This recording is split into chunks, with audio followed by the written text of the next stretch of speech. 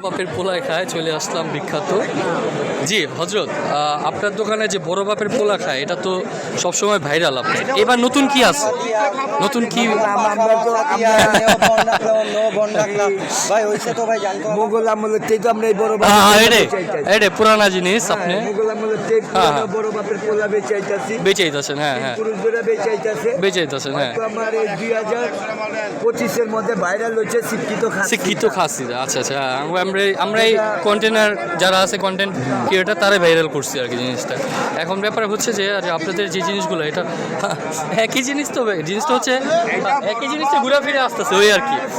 এখন যে জিনিসটা আর কি পাবলিক জানতে চাইছে সেটার সাথে কি কি দেওয়া হয় বা কিভাবে তৈরি করা হয় একটু যদি বলবেন। শিক্ষিত খাচ্ছি, হ্যাঁ, শুকা দই জায়ফল জ্যোতিতে তামান্নায় ভিজান্ন থাকে, বিজনে থাকে। আচ্ছা আচ্ছা ভিজানোর পর সকাল 10টায় এটা পাক উঠে 12টায় পাক নেমা যায়। আচ্ছা আচ্ছা, তারপরে জোরের পরে আমার দোকানে সাজে আর কি। আচ্ছা আচ্ছা, তো এটা হলো অন্য অন্য দোকানের থেকে আপনার একটা বৈশিষ্ট্য। আমি এটা বলবো না, এটাই আমার কাস্টমার বলবে, আমি কেউটা বদনাম করবো না। সুন্দর কথা, কথা সুন্দর। 96-তে একই জায়গায় দোকানদারি করতেছি আমার দুই ভাইয়ের লগে। আচ্ছা আচ্ছা, ইনশাল্লাহ আমার 96-তে আমার কাস্টমার খাইতেছে।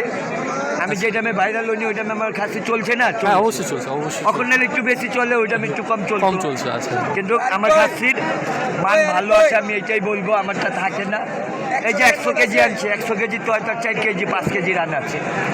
আলহামদুলিল্লাহ আলহামদুলিল্লাহ।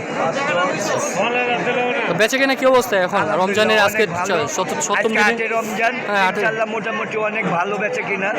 এখন বিক্রি কিনির সময়, এখন বিক্রি লাগছে। আপনাদেরকে করুন, এখন আর ভিডিও বানাবে। আচ্ছা ভাই বেচে কিনার সময় এখন আর ভিডিও বানান না, এখন আর ভিডিও